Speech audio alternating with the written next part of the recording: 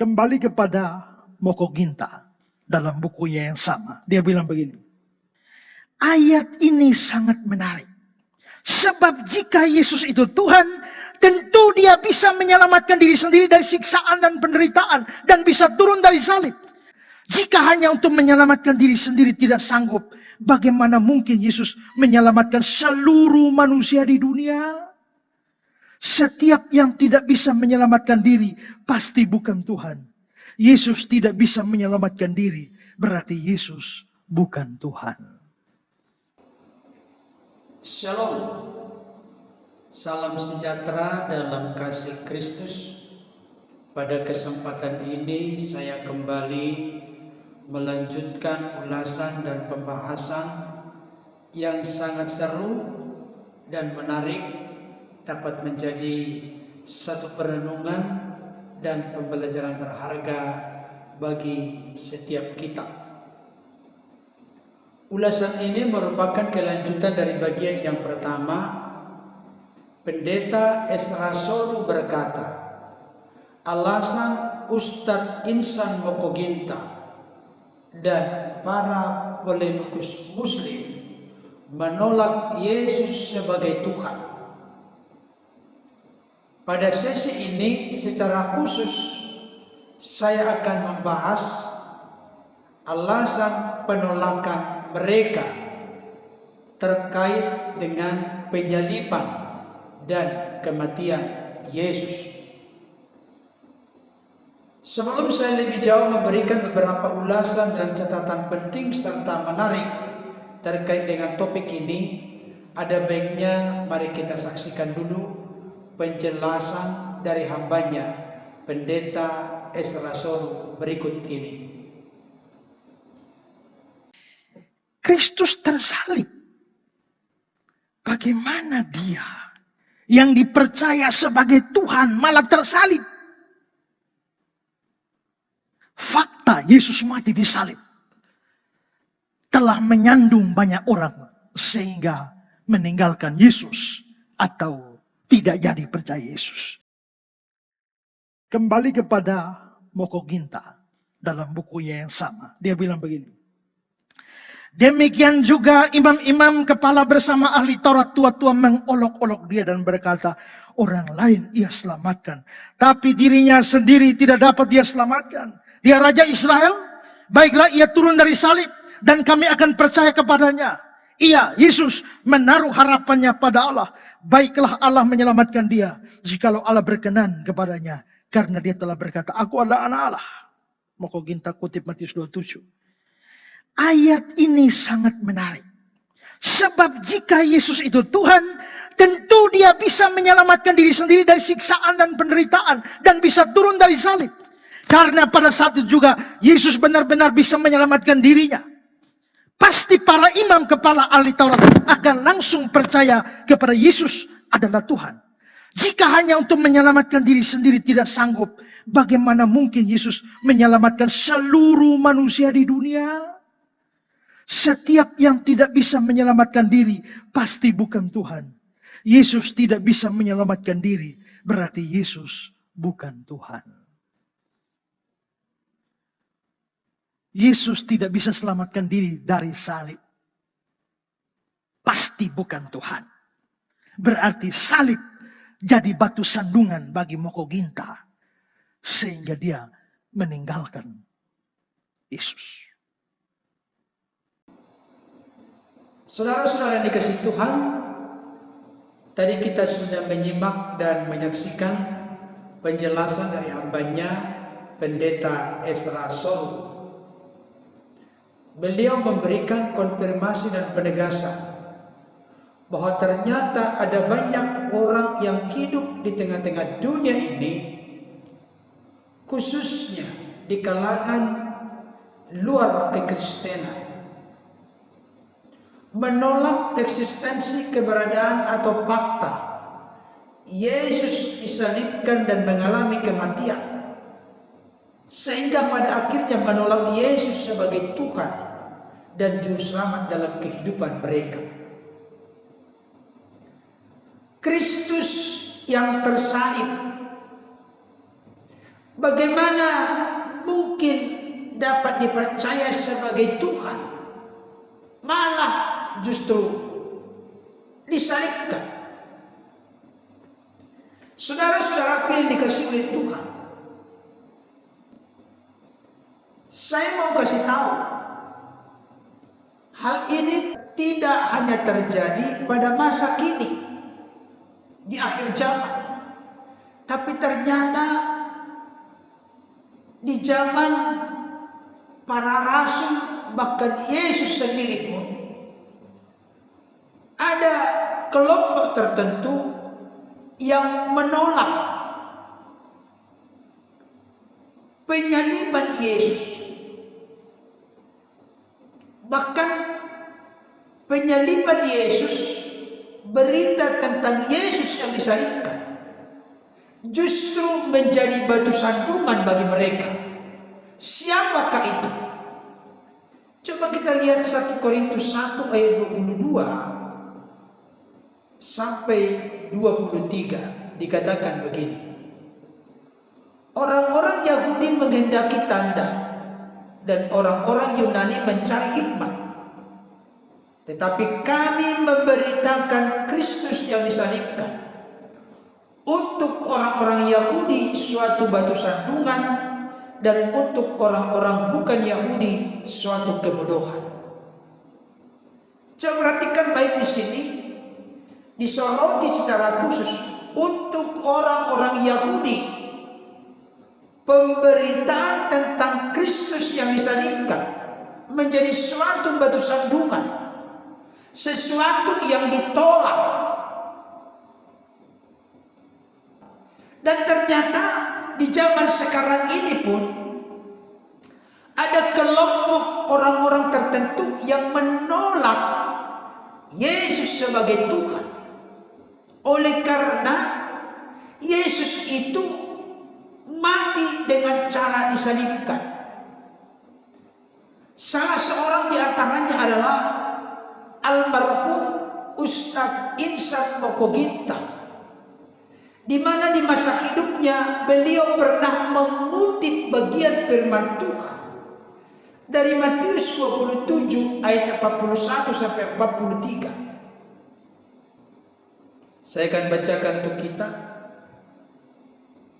Demikian juga imam-imam kepala bersama-sama ahli-ahli Taurat dan tua-tua mengolok-olokkan dia, dan mereka berkata, orang lain ia selamatkan, tetapi dirinya sendiri tidak dapat ia selamatkan. Ia Raja Israel, baiklah ia turun dari salib itu dan kami akan percaya kepadanya.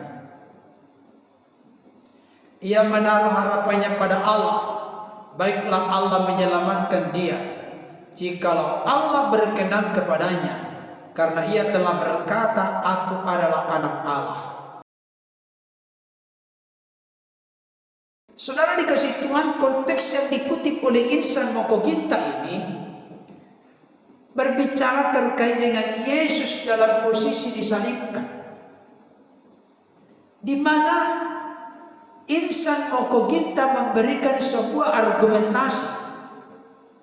Jika Yesus itu benar-benar Tuhan, tentu dia bisa menyelamatkan dirinya sendiri dari siksaan dan penderitaan, dan bisa turun dari salib. Kalau sampai saat itu Yesus benar-benar bisa menyelamatkan dirinya, pastilah para imam kepala dan ahli-ahli Taurat akan langsung percaya bahwa Yesus adalah Tuhan. Kemudian Insan Mokoginta melanjutkan argumentasinya. Jika hanya menyelamatkan dirinya sendiri tidak sanggup, bagaimana mungkin Yesus bisa menyelamatkan seluruh manusia di dunia?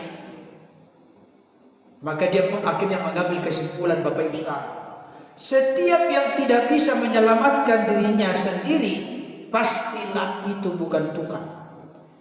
Yesus tidak bisa menyelamatkan dirinya sendiri, berarti Yesus sudah pasti bukan Tuhan. Saudaraku yang dikasihi oleh Tuhan, Yesus yang tidak bisa menyelamatkan diri sendiri turun dari salib. Menurut insan Mokoginta, pastilah Yesus itu bukan Tuhan. Dengan kata lain, penyaliban Yesus telah menjadi batu sandungan bagi insan Mokoginta, sehingga dia akhirnya meninggalkan Yesus, beralih keyakinan kepada keyakinan lain. Saudaraku yang dikasihi oleh Tuhan, argumentasi yang dibangun oleh insan Mokoginta, kalau memang benar-benar Yesus itu Tuhan, ketika dia disalibkan, kenapa dia tidak berkuasa, berotoritas untuk menyelamatkan dirinya dari siksaan dan penderitaan dan akhirnya turun dari salib? Kalau memang dia bisa menyelamatkan diri sendiri, maka hal itu akan menjadi bukti bahwa dia benar-benar adalah Tuhan. Pertanyaannya sekarang, benarkah demikian konsep pengertian pemahaman di kalangan kekristenan? Saudara dikasihi oleh Tuhan, insan Mokoginta memberikan konfirmasi penegasan kalau betul atau sungguh-sungguh benar Yesus itu Tuhan, maka dia pasti berkuasa turun dari salib menyelamatkan diri sendiri. Itulah pola pikir yang dibangun oleh insan Mokoginta. Tapi saya mau kasih tahu, Bapa di surga, Allah itu mengutus, mengaruniakan Sang Firman turun menjadi manusia dengan satu misi lewat karya yang dilakukan oleh Kristus.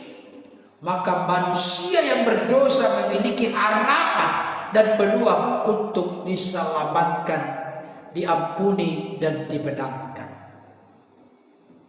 Itu sebabnya Yohanes 3:16 berkata, karena begitu besar kasih Allah akan dunia ini, sehingga ia telah mengaruniakan anaknya yang tunggal, supaya barang siapa yang percaya kepadanya tidak binasa, melainkan beroleh hidup yang kekal.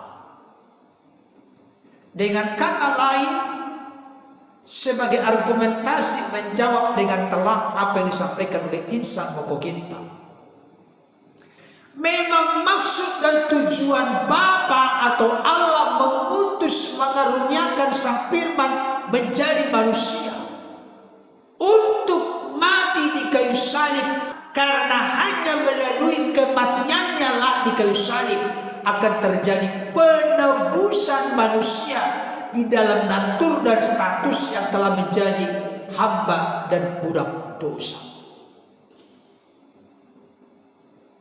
Hal itulah yang menjadi argumentasi yang sangat jelas dan terang benderang, sebagaimana Markus 10 ayat 45 berkata,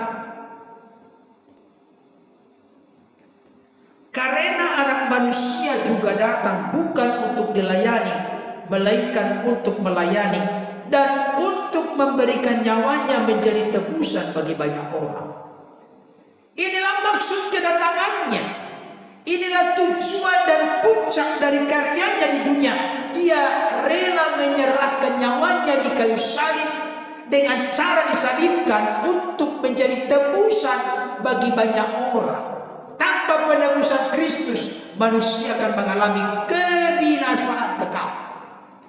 Tapi melalui karya pengorbanan Kristus di kayu salib, manusia memiliki harapan dan peluang bagi siapapun yang terbuka percaya menerima dia sebagai Lord Kurios, Tuhan Juru Selamat. Maka dia akan ditebus, diselamatkan, diampuni, dibenarkan, dan didamaikan dengan Bapa. Jadi kalau insan Mokoginta berkata, bagaimana dia menjadi juru selamat dunia, menyelamatkan diri sendiri pun tidak bisa. Memang maksud dan tujuan rencana besar Allah Bapa di surga mengutus Firman menjadi manusia untuk mati di kayu salib. Makanya ketika ada tawaran iblis yang menunjukkan, yang membawa Yesus ke sebuah gunung yang sangat tinggi, memperlihatkan segala kemegahan keindahan dunia, maka iblis berkata, semua itu akan kuberikan kepadamu jika engkau sujud menyembah kepadamu. Tanpa tanpa salib Yesus bisa mendapatkan kembali dunia ini melalui tunduk sujud menyembah kepada iblis. Tapi Yesus berkata, enyaklah iblis, sebab ada tertulis, engkau harus menyembah Tuhan Allah dan hanya kepada Dia saja engkau berbakti.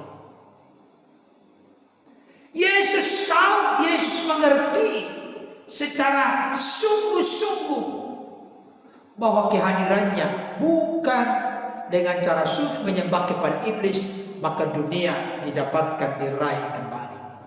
Tapi Dia datang untuk menyerahkan nyawanya, mati di kayu salib menjadi tebusan bagi banyak orang. Kenapa bagi banyak orang?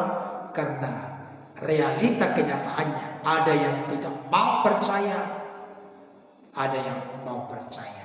Banyak orang, berarti siapa yang percaya, menerima Dia sebagai Tuhan Juru Selamat, mengakui karya penebusannya, maka dia pasti diselamatkan, bukan mudah-mudahan diselamatkan. Saudara dikasih Tuhan, Alkitab menegaskan satu ketika di saat Yesus dan murid-muridnya kecuali Yudas ada di Taman Getsemani, maka pasukan dari imam-imam kepala, tua-tua Yahudi, ahli-ahli Taurat datang bersama dengan Yudas menemukan Yesus di Taman Getsemani. Maka Yesus pun bertanya, siapa yang kamu cari? Mereka menjawab, Yesus dari Nazaret. Yesus pun menjawab, akulah Dia. Bayangkan hanya dua kata, akulah Dia. Maka siapapun yang mendekat kepadanya, mereka rebah dan jatuh terpelanting ke tanah. Baru hanya dua kata. Dia bisa menyelamatkan diri sendiri. Dalam kesempatan lain, ketika Yesus ditangkap, maka salah seorang dari muridnya bernama Simon Petrus menghunus pedangnya dan mendetakkan telinga dari seorang hamba imam bernama Malkus. Yesus berkata, sarungkan pedang. Apakah engkau kira, apakah engkau menyangka bahwa aku bisa meminta 12 pasukan untuk membela aku di sini? 12 pasukan.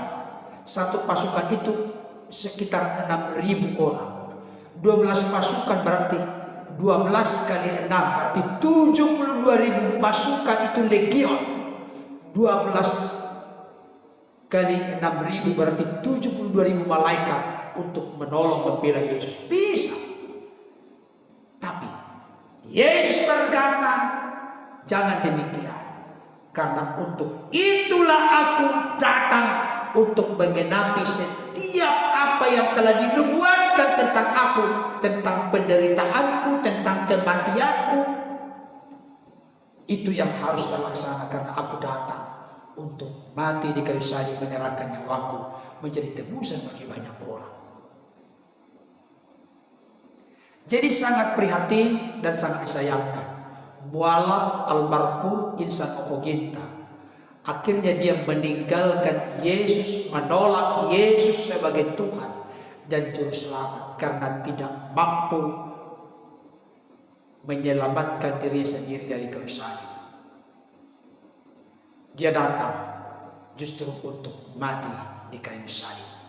Dan jangan lupa, di bagian pertama saya sudah sampaikan, Yesus itu disebut sebagai Tuhan. Tolong jangan disamaratakan. Bukan berarti Yesus sebagai Allah. Yesus sebagai Tuhan itu diangkat dan dibuat oleh Bapa Allah menjadi Tuhan, menjadi Raja, pemimpin, penguasa, junjungan yang terkemuka di dunia dan di akhirat. Karena kepada Yesus telah diberikan segala kuasa, segala ketuhanan, baik di surga maupun di bumi.